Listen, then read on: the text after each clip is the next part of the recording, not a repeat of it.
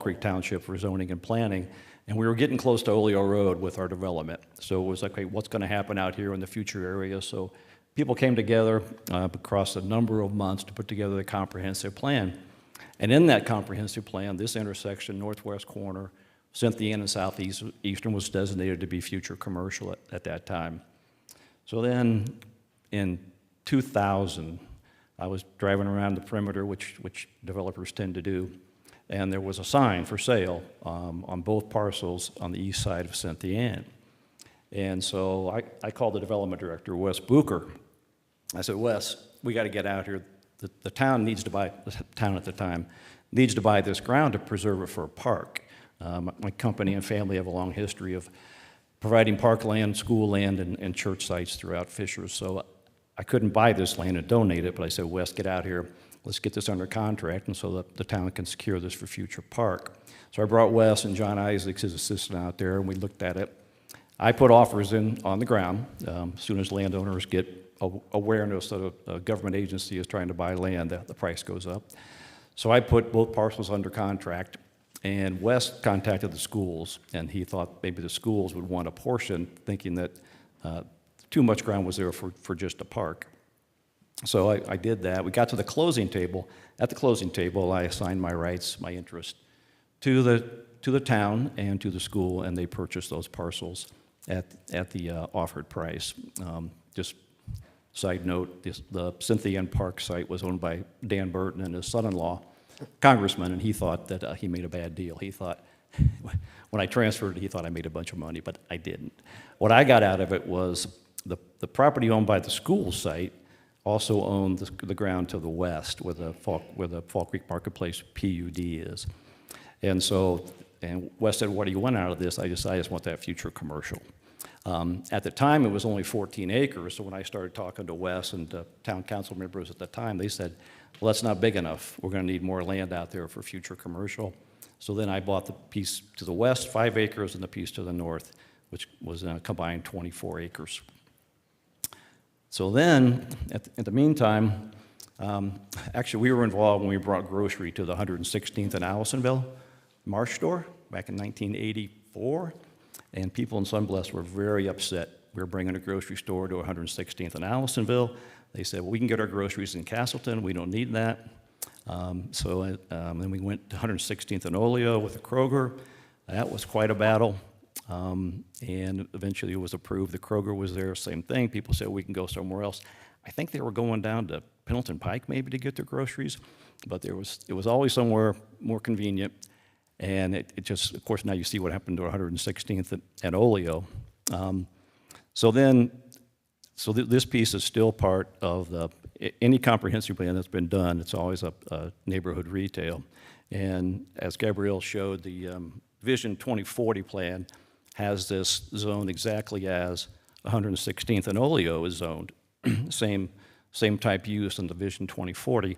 Fortunately for this area, we've only got one corner to develop. We're not going to have that cluster that we got at 116th and Oleo. This is going to be the extent of commercial development at this intersection and in this area. So with the battles I had in the past relative to the zoning and residents being upset about having grocery, I was like, let's get this zoned now before any development happens out here, before any residential happens out here, other than the homeowners who were out there on the legacy parcels. So people will know that this is going to be commercial. So we took it through zoning, and this is what is currently approved and was approved. At the time, we anticipated Marsh moving in out here, and this was approved in 2005. And so we're not here tonight seeking approval for a grocery store. We're not asking approval for a gas station. Those are approved uses. We're modifying the architecture, making it more modern. And actually, with the site plan presented, there's more green space than was anticipated here. So in my opinion, in working with Meyer, they've been very responsible, and it's a really good looking site plan, what they ended up with.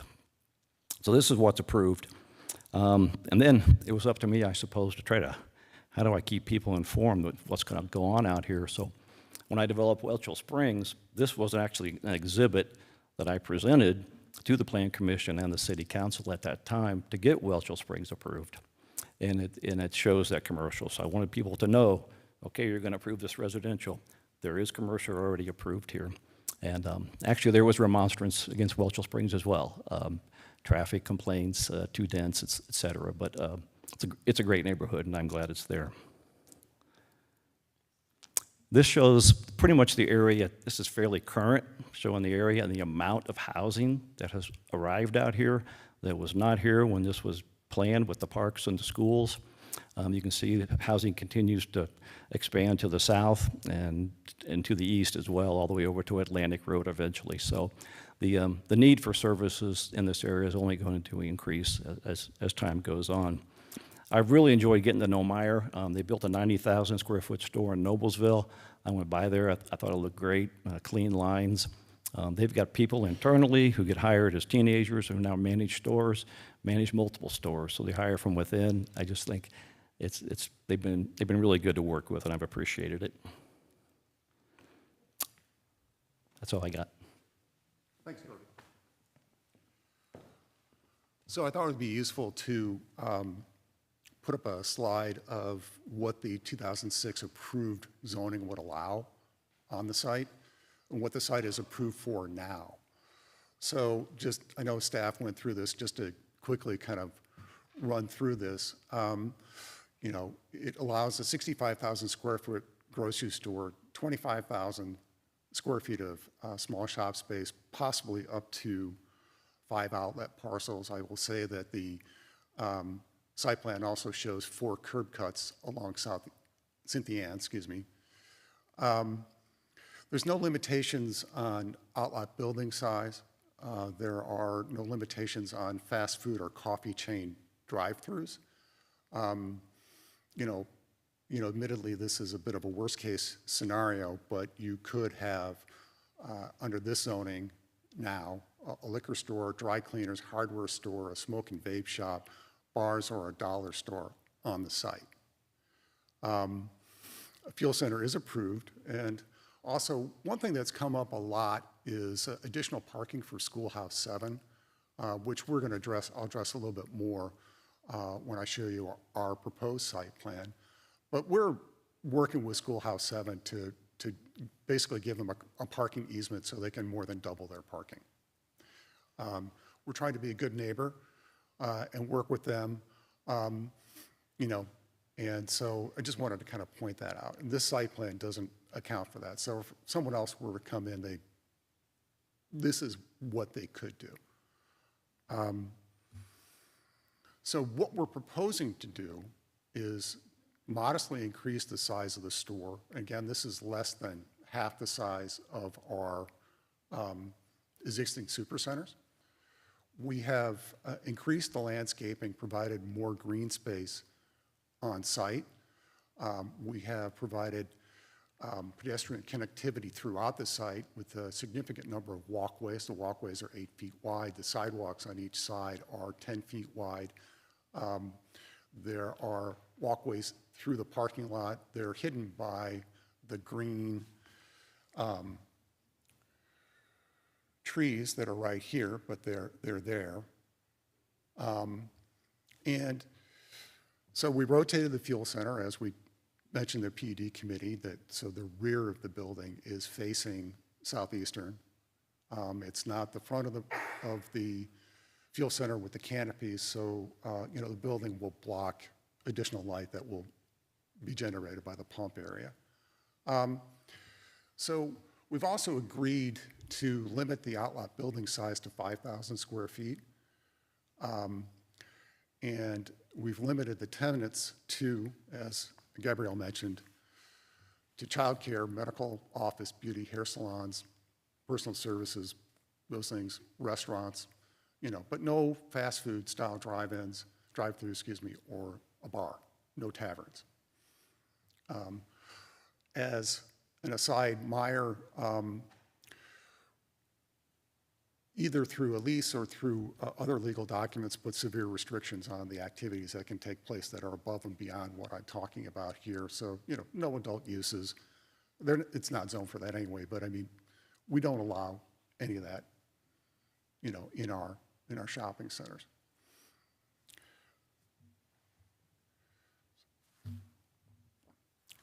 So wanted to show the plans side by side, so you get kind of a contrasting view of what they look like.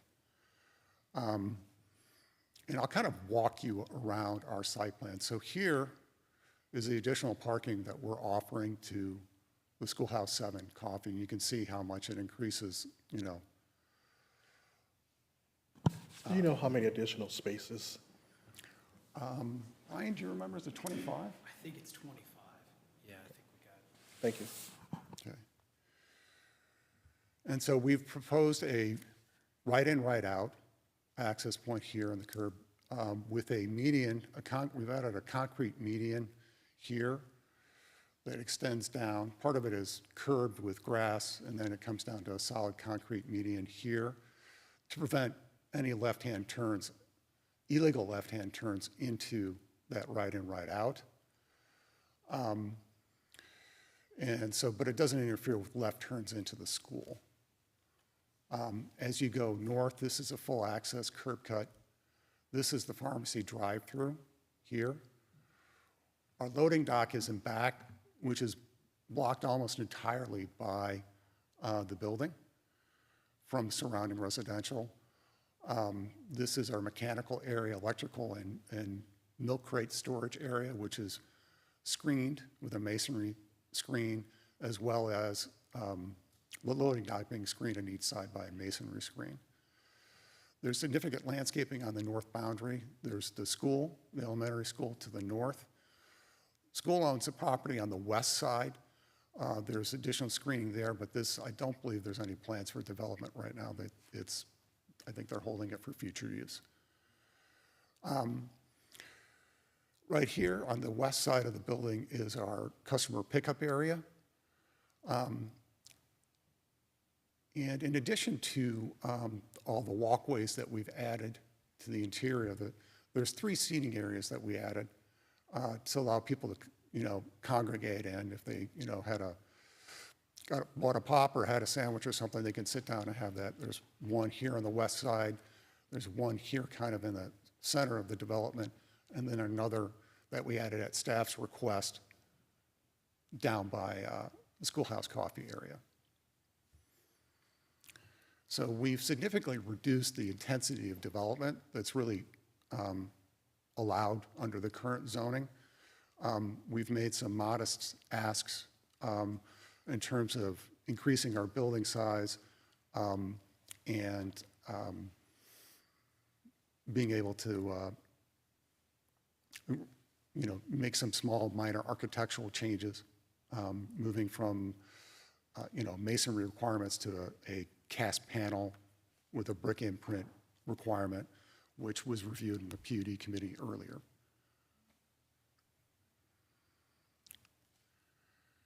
And I wanted to show this aerial, which kind of gives the scale of the building. It's the site plan is overlaid, kind of a sketch of the site plan is overlaid over an aerial photograph, which shows the junior high school to the east, and to the north, you can see the elementary school. And so our building actually sits, more than half of it is behind the existing tree line on the agricultural field that's there now. So it's pretty far set back.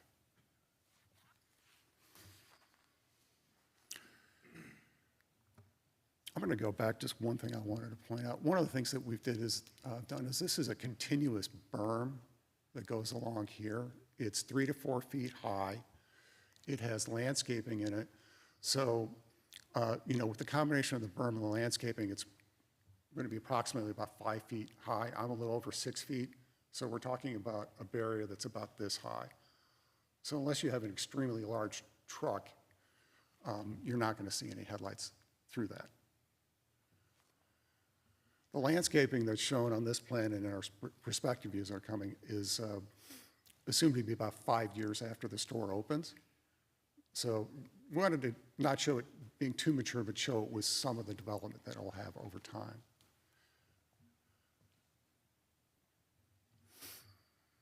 Going back to this, again, you can see kind of the scale. We're set pretty far back. We're set farther back than the junior high school, you can see the scale of our building compared to the junior high school, which is, the junior high school is significantly larger. And this is what I would call a aerial view or drone view from Southeastern, roughly from Welchel Springs subdivision area, looking to the north. And you can see the building, and this is the current, this reflects the building architecture that the PUD committee saw earlier today, as does the fuel center as well. You can see the berms here that are laid along and the landscaping on top of the berms. You can see the berms that start up again on the other side. This particular access point shows what I would call a 3/4 curb cut. We have a supplementary site plan that we have that actually changes that to a right in, right out with a concrete median in it, and I'll show that to you in a moment. So we've made some changes based upon input from the city and what we think can resolve some concerns that were addressed in the city engineer's letter that's included in the packet. But again, you can see the landscaping here. You can see the walkway that goes to the parking lot here, the sidewalks and how they lay out. So we've gone to a lot of discussion with city staff and internally ourselves to make sure that this is a pedestrian-friendly, walkable site, and that it fits in a neighborhood setting and has a very, in comparison to any other 20-acre site, is very sparsely developed. This is basically from the Hamilton Southeastern Junior High School, looking to the west. And you can see what one of the pedestrian seating areas would look like, along with the berm here, and then there's additional berms on Southeastern along here. And again, this landscaping is showing the trees at about a 5-year maturity.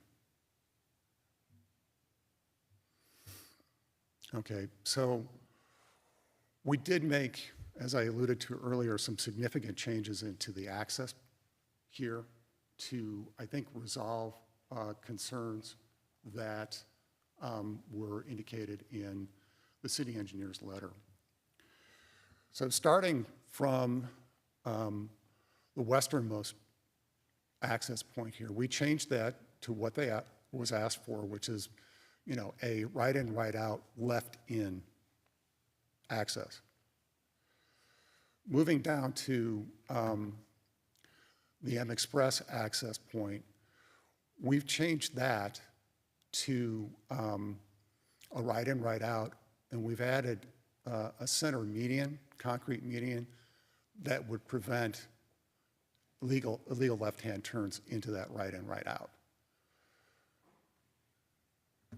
On the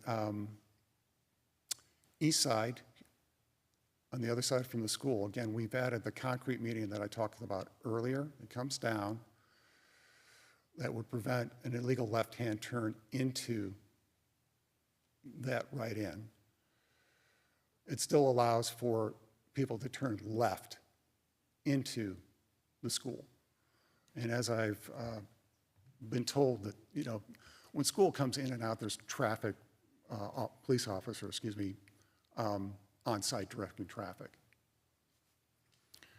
Before we're in here, so this is an established practice. Going to the north corner here, this is a full access. And I believe that's okay in the letter from the city engineer.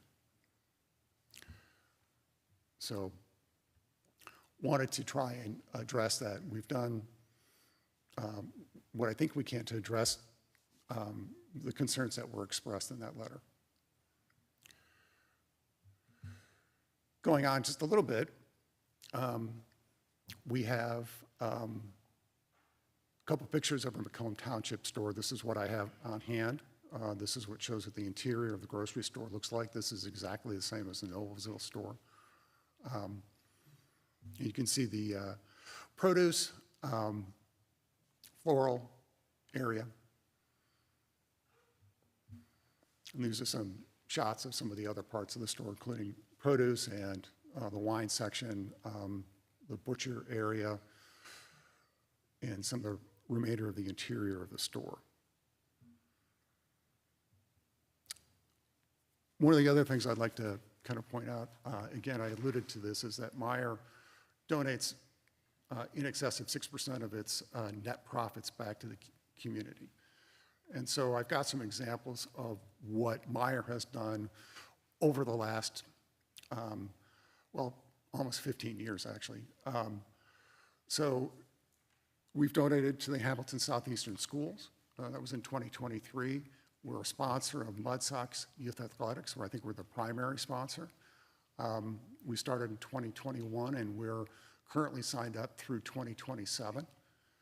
In 2024, we're sponsoring Spark Fishers and the Geis Half Marathon.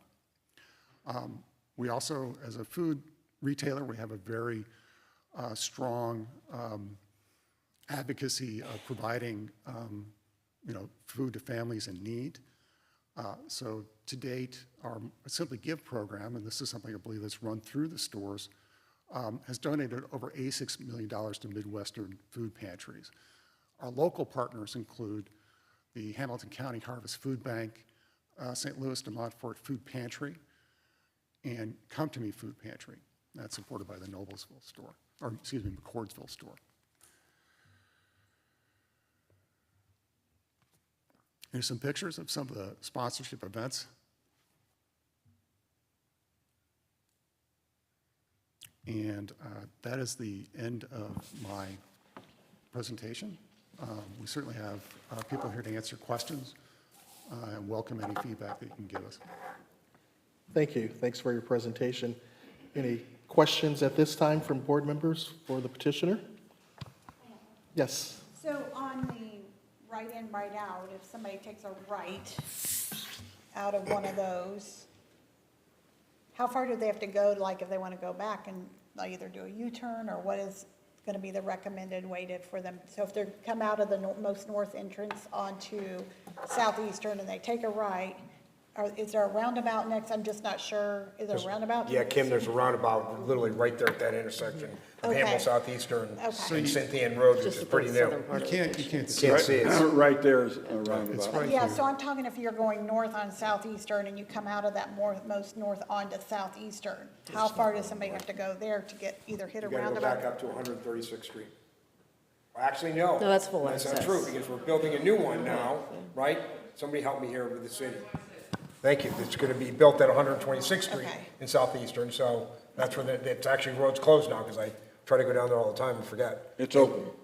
It's a little Is it open under, now? It opened yesterday, last night. Thanks, Brad. it's a little, Start going back that way. So yeah, that's where the other roundabout is. So it's a little under a mile from Cynthia and Britton Southeastern Falls monitors it every hour. to Southeastern and 126. So you said just under a mile? Just under a mile. Okay, because I'm sure people are not gonna go a mile, because can't get people to do that, and it's like 2/10 of a mile maybe from my road to the next roundabout, and they won't So take I of it. think So- that If, people if, can just- circulate. if they through this. wanted to come out, they could come out here, Well, go to the yes. roundabout, and then Oh, go I- back southeastern. I agree, I understand that, I'm just thinking the people that come out, because they came in that way or whatever, I was just curious how far that is, because otherwise they're gonna be looking for a U-turn place. So, Well, we're responding to what the cities of Fishers engineered. yeah. Oh, no, I'm not saying you should make a change, I'm just asking because that's gonna be, if there's a place to make a U-turn, people will likely do it. And I'm just thinking from a safety perspective, but I'm glad there's a roundabout close Brian, by. can you add anything? No, not really. I mean, obviously, the folks in the cities of Fishers Engineering Department will, take care of the roadway network once we get outside of our development area. Again, it's good that the new roundabout's being put in place that provides a space a little closer to this neighborhood and our proposed development to be able to make that turn. Okay, thank you. Thanks, Jim. Any other questions? If not, at this time. Chair, Yep. before you open the public hearing, I just want to make an additional note. Yes. A&F Engineering is here if we have additional traffic questions. They are a traffic consultant. This site plan that you see here, we try to do our best effort to make sure that we are anticipating traffic concerns. A concept plan within a PUD does not guarantee a certain configuration. Because we know that something may be coming, we have taken it through a process to figure that out. But if you recommend approval tonight, that does not mean that these particular site access points are locked in. They'll still go through our TAC process, and Board of Works is the one who provides that final say on access for all of that. This is the intent. That's why there's a letter provided here, and they've worked through that with their traffic study and our own traffic study. But I want to kind of leave that with you in your back of your mind, that your approval tonight or recommended approval does not lock these site plans in. We'd still like them to work through with engineering, and that's what we've been doing. Something to consider, the people. Absolutely. I like the right in, right out, because I think it does avoid some things, but then people are gonna look for a U-turn. I'm dealing with it on 131st Street, and it's really, I've seen several accidents just west of the roundabout there, over 37, just past McDonald's, people are constantly U-turning there, and it's really, we've had several accidents there, so Right. I'm just conscious of it because I'm living it. Yeah. Thanks, Ms. Luckett, and thank you, Chair. Thanks, Kim. Yeah, thanks, Ross, as well. Thanks for your presentation. At this time, I will open up the public hearing. If there's anyone from the public who wants to address this matter, you can approach the podium. However, before you come, want to lay some housekeeping ground rules. We are limiting the time frame for presenters to 3 minutes maximum for an individual. And if you are here representing a group or a homeowners association, we would encourage you to have a representative or a spokesperson to speak on behalf of the entire group. And if you have a presenter who has stated something that you agree with, you don't have to share that same issue once again, so we can be effective and efficient in our presentation. I believe we have the 3-minute timer on the screen, and I'm going to ask our Director of Planning, Ross Hillary, to monitor that for us. And with that, if we do have anyone from the audience who would like to address this matter, please approach the podium, and please share with us your name and your address.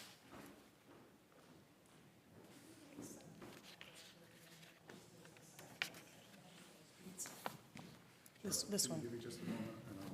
Just that one is fine, thank you. Okay. Is this one good enough for you, or did you want? Yeah, I think the other one's, yeah, that's fine, thank you very much. Good afternoon, my name is Marina McQuarrie. I live in Welchel Springs subdivision, and I was the first house that was built there, so I got some leverage.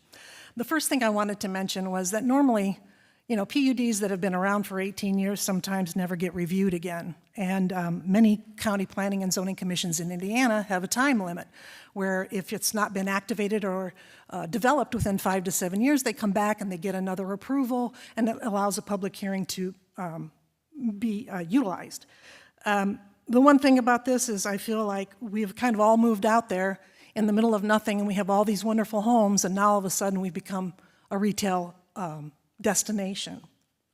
This can be a problem. And the one problem I want to address today is really the truck traffic.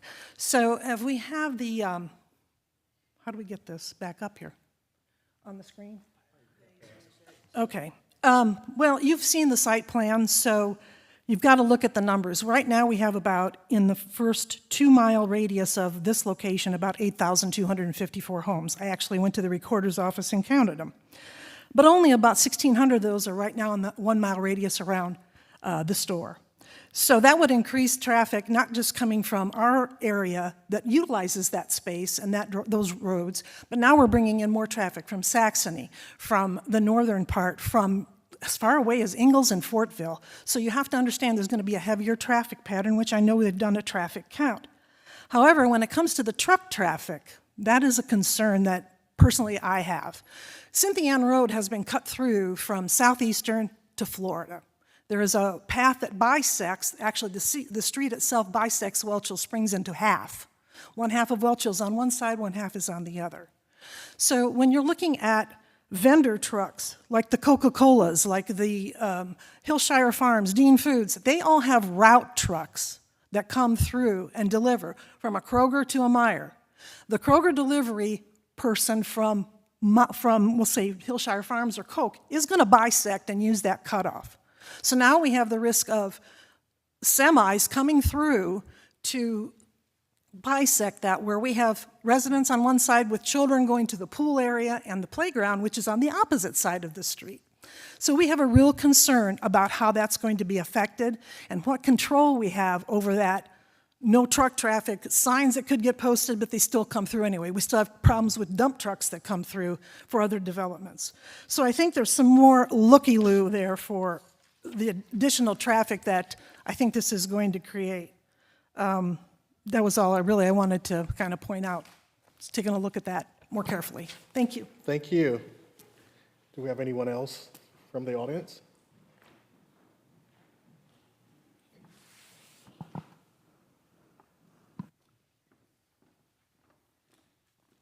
Hi, thanks for the opportunity. I have 3 hours of information for y'all. And, Yeah, please share your name and I your thought I was going to be done in 2 minutes. No, my name's Tom Ritz. I live in Britton Falls. I've been in Fishers for about 6 years. I'm the guy who did the survey and kept sending y'all the emails. I'm sure you all have that. I heard there was some negativity about the new Meijer store, so I decided to do my own survey. In Britton Falls, we communicate really well because we can. We did a survey in 3 days. 75% of the respondents said, yes, we'd like a store. Now, my survey had two or three questions. Do you want the store? Why? And where do you live? There was no leading questions built into my survey. It was just a yes-no question and then why. I provided all the whys to everyone here, I think. And when you look at the why, no one has said, I don't need a store. We need this Meijer store. It takes forever for us to get across from Britton Falls or anywhere in East Fishers to the Kroger. And I am sick and tired of going to Kroger and finding empty shelves. They're always out of something. The supply and demand is out of whack. We need more supply. We can't keep going. You know, when it's snowing and it's cold and we're out of something, going to Kroger is not any fun. And you know how we get there? We go through Welchel Springs. There's about 2,000 homes east of east of Cynthiana. We all go through Welchel Springs. That's 4,000 cars a week if you go to Kroger once a week or to CVS. We're burning about 75,000 gallons of gasoline every year when we go to and from Kroger versus going to a Meijers. We would save actually $250,000 of gasoline money if we had a Meijer close by or a grocery store close by. We need the thing. So then we expanded the survey. With Brad's help, we went to a lot of the HOAs in the surrounding community, and we wound up with about 1,600 responses. 62% said that we either want the store or don't care. So it was actually 58 and 4%. Only 38% of the people said, we don't want this store here. And most of the concerns were traffic and too close to the schools. The Kroger is 1,000 feet from a school. Let's tear down Kroger if it's too close to a school. I mean, Kroger, you know, there's 4 schools within a mile of Kroger. The closest home to Kroger is 300 feet. So this proximity is kind of a fear thing more than it is anything else. It's been mitigated. It's been handled. The traffic can be mitigated. Please, build a store. We need it. That's my 2 cents. Thank you. Thank you. Is there anyone else from the audience?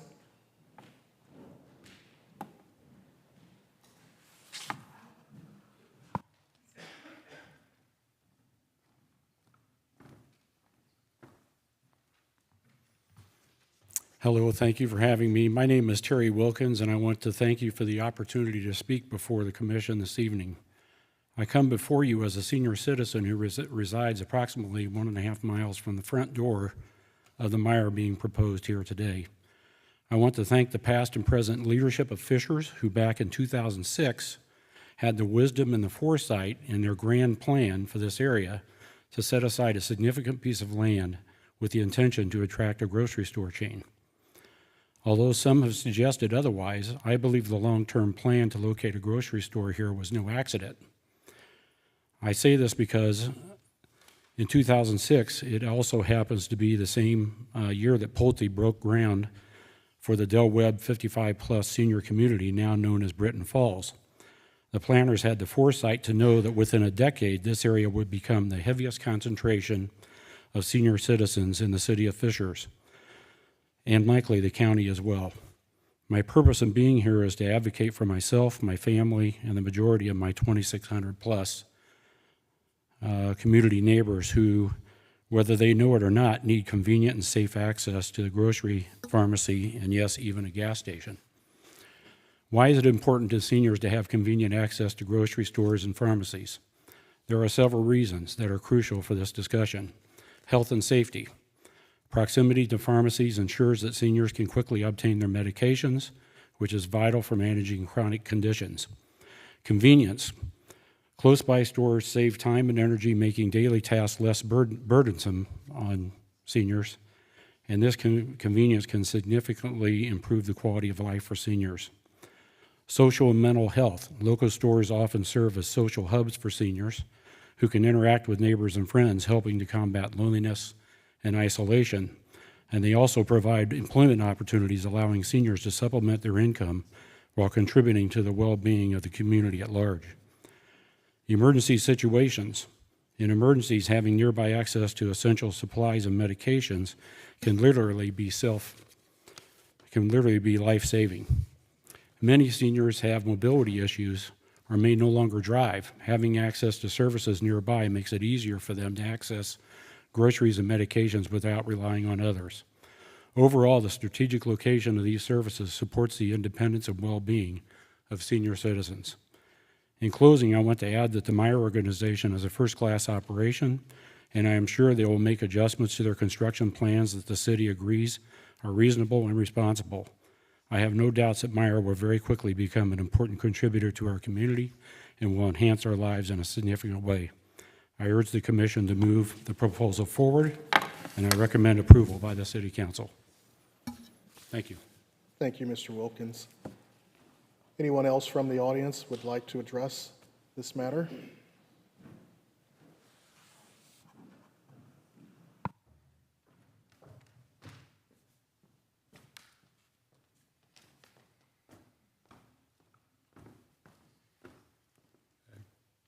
John Bush from Welshel Springs. I reside in Welshel Springs. I just wanted to point out that the two outlets onto Southeastern Parkway, when cars are coming out of there at night, headlights are shining straight into the back of the houses on Welshel Drive. And the berming can't go across the outlets. So that's not going to stop the lights. And the berms that were put in on the Welshel Springs side of Southeastern Parkway actually drop down to almost ground level right opposite that outlet. So when the Welshel Springs development was approved, they should have realized that there would be cars coming out eventually in the retail development and enforced proper berming along the Welshel Springs side of Southeastern Parkway. So that's a big issue for those residents that live right along facing Southeastern Parkway, because the lights are shining straight into their houses. Okay, that's all I have. Thank you. Thank you, Mr. Bush. Anyone else from the audience would like to address this matter?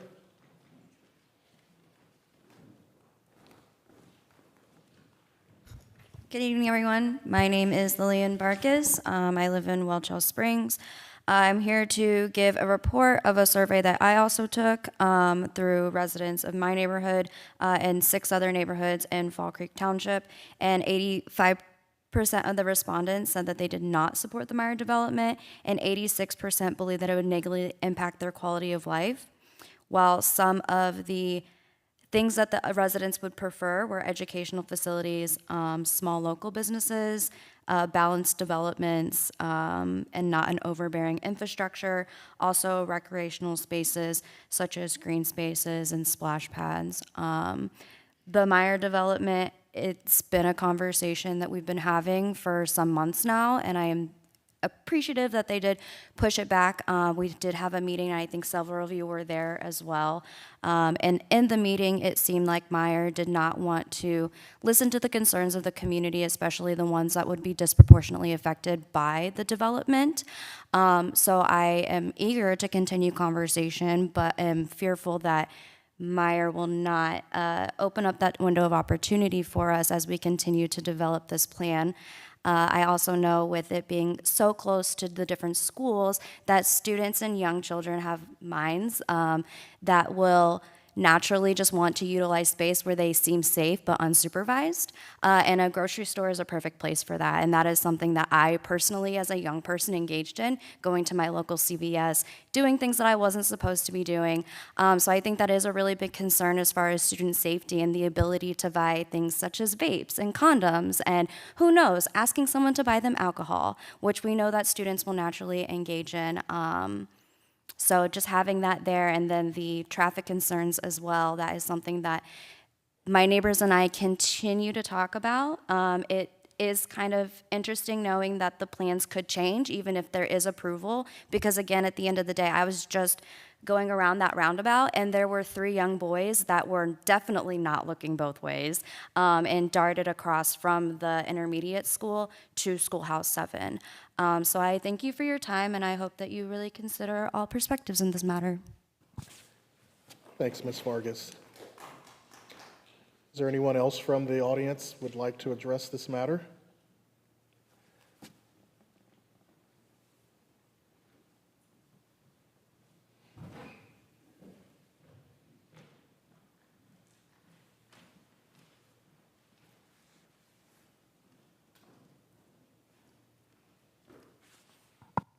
I hope I don't mess up by laying this on the keyboard up here. But my name is Gerald Strom. I've lived in Fishers about a year in Welchville Springs. My house is directly across from the Schoolhouse Cafe, which I predict won't be there very long because Myers is selling coffee for $1, and the Schoolhouse is trying to get $3 to $5 a cup. But I'm very happy to be in Fishers. I attended the council meeting when the Meyer project was discussed. I went to the June 12th Meyer community meeting. I signed up for the Citizen Academy, which is starting this fall, next week as a matter of fact. I toured the fire station 2 weeks ago. I toured the police department yesterday at their open house. A lot of you had the chance to do that. All of these events and all of my Fishers experience have made it a wonderful experience in Fishers. And thank you all for making Fishers a great place to live. It was interesting hearing all the comments from everybody, especially the Britton Falls folks. But regarding the Meyer project, which I regard as a very bad proposal and a horrible location across from the 2 schools, or up the street and across from the 2 schools, at a 45-degree intersection with a one-lane roundabout, which trucks have to go through. But at the previous meeting and this meeting, I feel that's kind of a done deal. And the only way we could have made it, elevated the project, was to send a letter to Rick Keys and Hendrick Meyer and at their corporate headquarters, which I sent into a lot of you and Myers a 13-page letter with diagrams and reasons why this project is not bad. But there's already 8 gas stations within 4 miles of the proposed new Meyer. There's 2 at Ingalls Exit 69, a Kroger, a Speedway, BJ's, a Get-Go BP, a Town Market, a Shell gas station, a Crew Car Wash, and a Circle K in McCordsville, all within 4 miles of this proposed location. Most of them sell the beer and wine and cigarettes. I don't see any reason why we need another gas station with so many facilities close by. But the only way to stop this now is for you folks to not vote for any changes that Meyer wants. And that's my recommendation, to vote no for this project.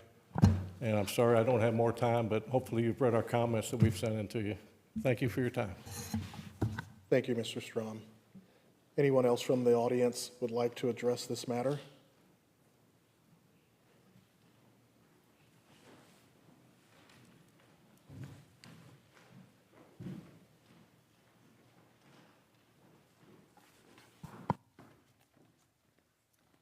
My name is Jennifer Hartley. I also live in Welchel Springs. I do not see why we need to have a Meijer directly across from our neighborhood. I also know that I've heard that the Hy-Vee that was originally going to go at 69 and Southeastern, their Oleo has now backed out. I mean, that would be the perfect opportunity to have a Meijer there. It still would be close and convenient for everyone. And also make it so that it would probably be utilized more because it would be right off the interstate where people do need gas, people do need groceries. It's also there really close to the hotels for people to do shopping if need be when they come for concerts or whatnot. I mean, other people have talked about how they're so for it, but I wonder if they would be for the Meijer if it was directly across from their neighborhood, taking away the ambiance of what the area is. I mean, I don't think that Schoolhouse 7 will probably survive. There's lots of people who walk over to Schoolhouse 7, and I've actually let my children walk over there, older teenagers, and I will not allow that any longer.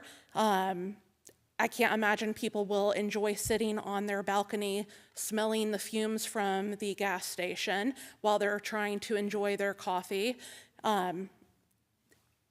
There's other things I think that would be perfect for that location, such as schools, such as another park. I mean, I think it's kind of strange that we're putting a pickleball court in a former grocery store when we could have flip-flopped those in all reality and put the pickleball courts right there where there's another pickleball section there at Cynthia Ann Park where maybe there could have been tournaments or whatnot. That's becoming like a huge thing around the area. And then put the actual grocery store in an existing grocery store atmosphere. I just think it's kind of silly. Also, HIJH, my kid, one of my children attends HIJH. When there's events at HIJH, the traffic trying to pick up your child in the evening actually wraps around the roundabout there. How much more traffic are we going to create by having the Meijer there when there's an event at the school and the parking already is limited there and the traffic is overflowing into the streets? So that's all I have to say, but I think there's other opportunities to put something better in that location. Thanks, Ms. Hartley. Do we have anyone else from the audience?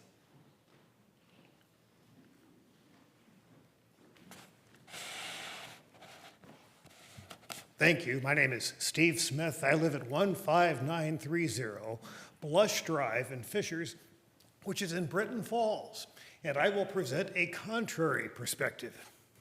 When I saw the survey asking if you simply wanted a grocery store or not, I thought that was an oversimplification. I would love to see a grocery store like Fresh Thyme, but an 80,000 square foot grocery store with a gas station plus a mini mart is a very different sort of animal. I came from Britton Falls to get here this evening and drove down Cynthia Ann and turned right on Southeastern and was acquainted once again with the reality that those are two-lane roads.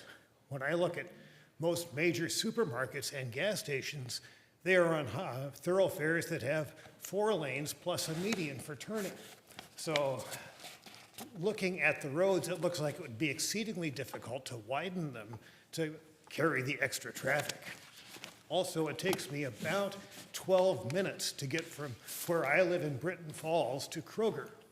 And I plan on continuing to shop at Kroger and do not look forward to the increased travel time due to the extra traffic on those roads. So, thank you. Thank you, Mr. Smith. Anyone else from the audience? If not, I will close the public hearing at this point. Yes. Let's go, Doug.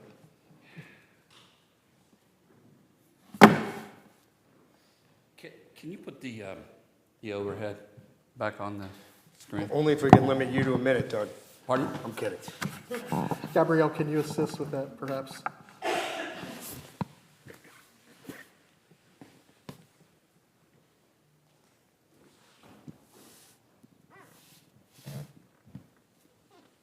So, what do you want to see?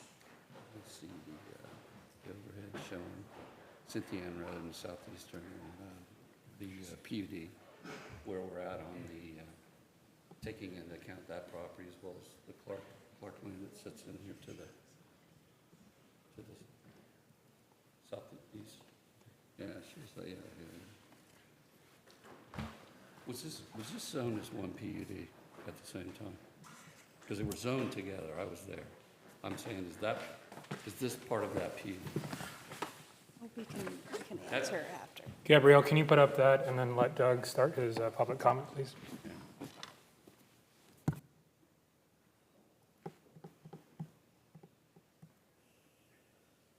Yeah. Doug Allman, 16124 East 126th Street. I'm standing here living proof that we haven't starved living in this area for 38 years, even when we had to go to Castleton to get groceries. And with my physique, I'm not starving. So Corby's did a good job of explaining when these properties zoned. I happened to be there for that.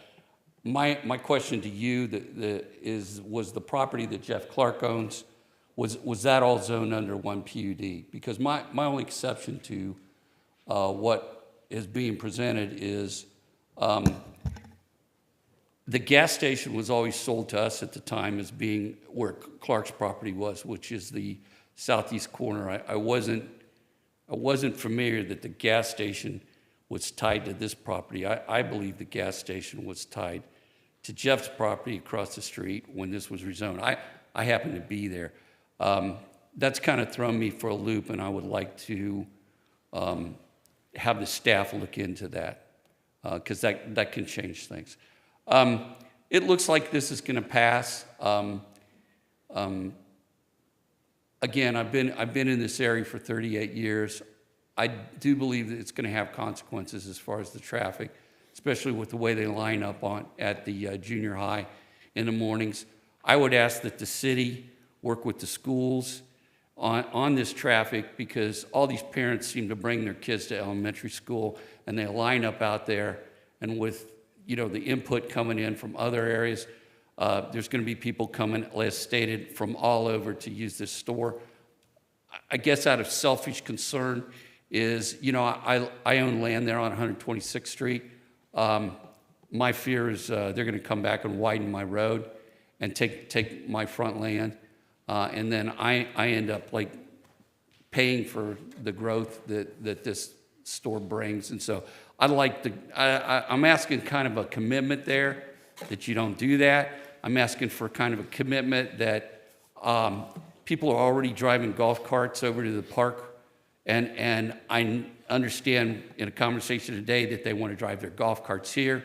I think the golf cart thing needs to be enforced.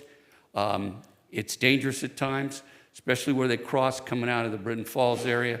And, I know Britton Falls is a golf cart community, but, I think there's some things waiting to happen here that I would ask the city to look into. I still think the city needs to commit to looking at other infrastructure in the area. I've always been disappointed they never put 126th Street through. I mean, if you're going to do these things, you're going to grow. I think you need to accommodate what's happening in the development. So, again, I think this is going to happen. I'm just saying, accommodate this and the longtime area residents that live here, and don't make us pay for the growth. Thank you. Thank you, Doug. Anyone else from the audience that would like to address this matter? Seeing none, I will close the public hearing at this point. Comments, questions from fellow board members?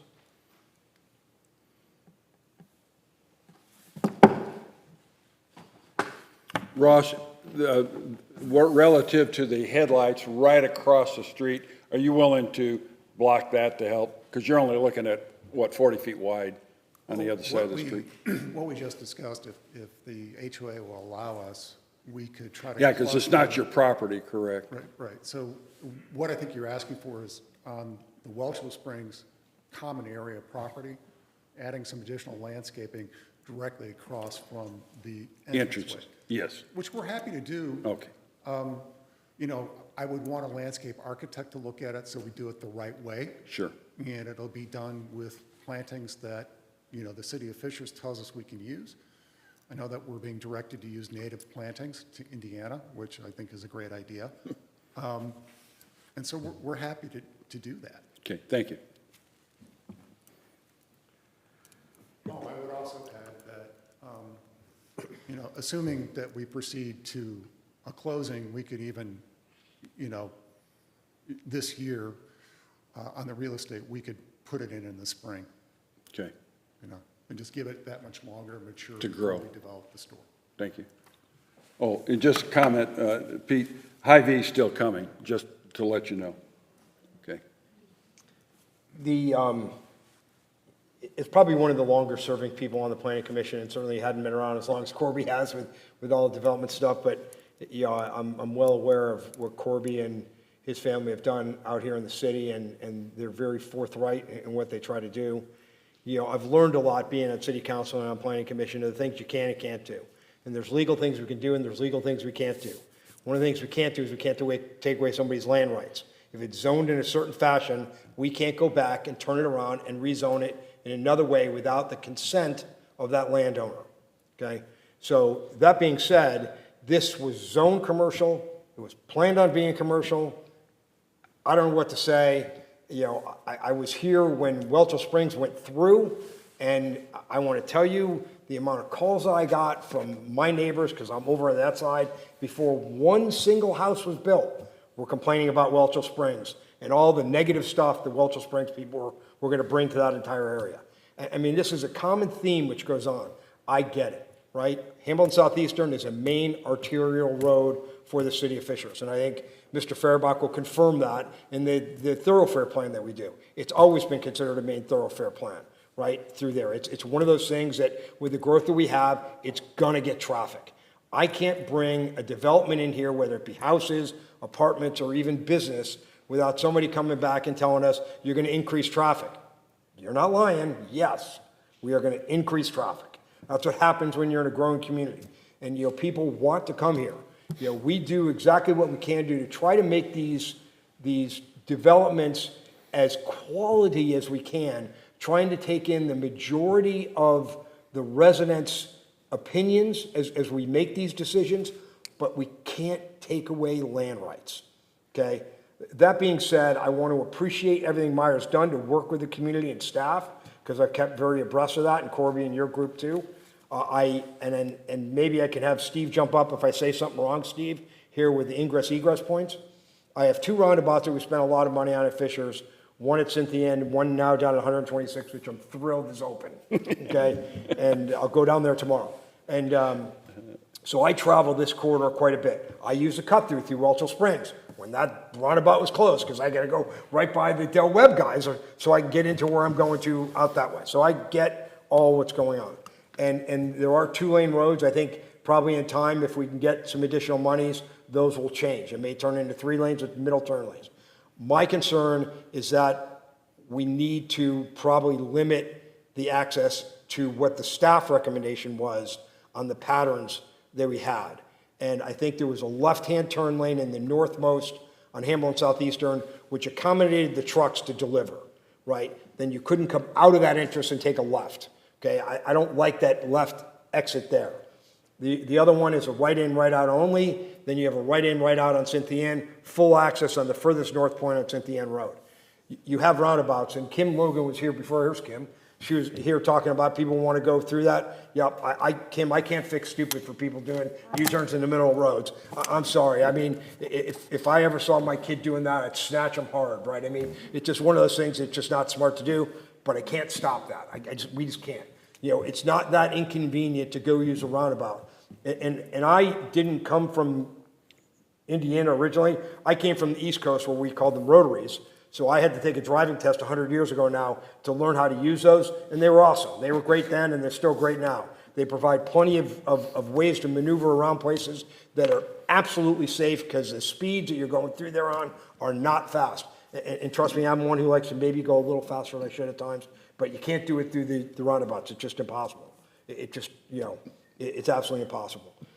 From what I've seen for the changes that were made, for the amenities that it's going to bring to that area, which I think are desperately needed, I will make a motion to approve based on the traffic patterns that A&F Engineering supplied to the city, that then the city put on their staff report to do that. I want to also encourage Meyer to work with the Welchel Springs neighborhood on maybe buffering that as much as humanly possible, and I appreciate all your willingness to do that as you address Brad. So, that I'm anxious to see you guys help with that, but I'll make a recommendation to approve with those two items as mine. Yeah, let me, prior to the motion, do You we can have? still make a motion to have other comments. Yeah, do we have so additional comments? Just want to put the motion on the table.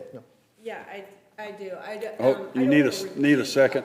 Yeah, do you have a second? Rick? Yeah, I'll second it. Okay, so we have Now a motion discussion. and a second. Now I will open it up for further discussion and comments. Okay. Okay, Selena. Okay. I don't want to repeat a lot of what Pete said, but I do want to reinforce that limiting the access to what staff has recommended is one thing that I think is crucial to this. In some of the comments, I live on this side of Fishers. I'm in the older side of Fishers. If I had to tell people in Sunblessed, in River Glen, in River Highlands, hey, you have to go to Castleton to get your groceries now, I think there would be a death warrant out for me. Having the grocery store is probably one of the biggest things that I get requested. It used to be, hey, we want restaurants. We're building those. Having grocery close by is something that I think, you may not like it now, it will be. Yes, the Kroger at 116th and Allisonville, it brings in tax dollars from Noblesville. It brings in tax dollars from Carmel. Yes, we have people from these other communities coming in, buying groceries, paying tax dollars, and helping us with our roads. I greatly appreciate that. You will find that come through to your neighborhoods, your parks. There was a comment made about schools being near the retail. Most of the schools on my side of town have retail near them. They're pretty close to the retail. When we look at these comments, I think that you're going to appreciate having that grocery store so close, and living backed up to the grocery store. Sunblessed backs right up to Kroger. The new Kroger used to be the Marsh. River Glen backs right up to the current Kroger. And yes, we have buffering put in there. Yes, we work with these neighbors. I think that this is a good development for this side of the community. And as Councilor Peterson stated, it's been zoned this for many years. Thanks, Selena. Any further comments? Just two comments. One, I've been working with Ross for months now, and I want to thank him for listening to me and to everybody, Welchel Springs included. The request from them, he's responded to 100% of what I've asked for.